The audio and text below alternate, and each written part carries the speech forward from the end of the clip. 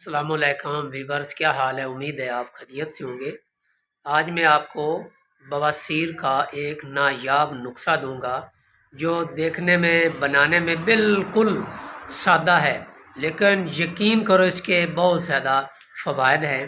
اس کے دو فائدے ہیں: ایک، بواسیر ختم کرتا ہے کسی قسم کی بھی ہو، اور دوسرے نمبر پہ جن کی عمر 15 سال سے کم ہوتی ہے، اگر وہ یہ کھا لیں، بواسیر ان کو نہ بھی ہو، تو ہماری بیٹیاں یا ہمارے بیٹے ہوں گے جن کی عمر 15 سال سے کم ہے، خاص کر ان کے جو بال ہیں یہ سفید نہیں ہوں گے، ہرگز نہیں ہوں گے۔ لہٰذا ہم چلتے ہیں نسخے کی طرف۔ پہلے آپ نے مولی کے پتر لینے ہیں، جس کو انگلش میں ریڈش کہتے ہیں۔ جو کڑوی مولی ہوتی ہے نا، دیسی مولی، اس کے پتے لینے ہیں۔ اس کی آپ نے چٹنی بنا کر ایک سائڈ پہ رکھ لینا، اس میں کوئی چیز نہیں ڈالنی، صرف مولی کی ویڈیو آپ نے دیکھنی ہے تاکہ آپ کو نسخے کا صحیح پتہ چل سکے، اور میرے چینل کو لائک اور سبسکرائب آپ نے ضرور کرنا ہے۔ اس کے بعد آپ نے نیم کا درخت ڈھونڈنا ہے، ہو سکتا ہے آپ کے گھر میں ہو یا پڑوسیوں میں کے گھر میں ہو۔ اس کے پتے آپ نے صرف اتارنے ہیں، پتے اتار کر صاف اس کو دھو لینا، دھو کر تاکہ اس کے اوپر کوئی گرد و غبار نہ ہو۔ تو اس کی آپ نے بھی چٹنی بنا لینی ہے، اچھی طرح چٹنی۔ یہ دونوں چیزوں کی جب آپ چٹنی بنائیں گے تو آپ کو آدھا گھنٹہ لگ جائے گا۔ چٹنی بنانے کے بعد ان دونوں چیزوں کو، مولی کی چٹنی اور جو نیم کے پتوں کی چٹنی ہے، ان کو مکس کر لینا ہے۔ مکس کر کے اس کے بعد آپ نے چھوٹا شہد آپ نے لینا ہے، وہ اس چٹنی میں وہ مکس کر دینا ہے۔ اگر چھوٹا شہد نہ ملے تو ایک نمبر شہد ہو، بڑا ہو یا چھوٹا ہو۔ میرے استاد نے مجھے کہا تھا بھی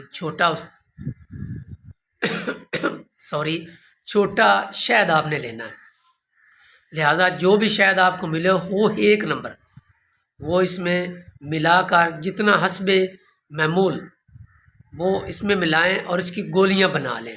جب آپ گولی بنائیں گے تو آپ کو ہچکچاہٹ محسوس ہوگی، دونوں ہاتھوں سے آپ کو گولی بنانی پڑے گی۔ آپ کے جو پوٹے ہیں، انگلیاں ہیں، فنگر ہے، ان کے ساتھ وہ چپٹ جاتی ہے چٹنی، کیونکہ اس میں شہد ہوتا ہے۔ میں بالکل آپ کو بریک بینی سے بتا رہا ہوں، جو عمل مجھ پہ گزرتا ہے وہی آپ کو بتا رہا ہوں۔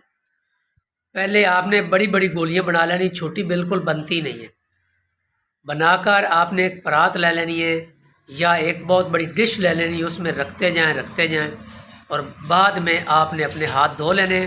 اس کو آپ نے چھاؤں میں رکھیں یا دھوپ پہ رکھیں، وہ رکھ دیں آپ، وہ سوکھ جائیں گی 2-3 گھنٹوں کے بعد۔ اسے اٹھائیں، انہی گولیوں کو ایک ایک گولی پکڑ کر اس کو دباتے جائیں، وہ چھوٹی ہو جائیں گی۔ دوسرے دن پھر آپ انہی گولیوں کو پھر دبانا شروع کریں، وہ بالکل ہی چھوٹی ہو جائیں گی۔ شروع سے چھوٹی گولی نہیں بننی، آپ نے پریشان بالکل نہیں ہونا، وہ چھوٹی گولی ہو جائیں گی۔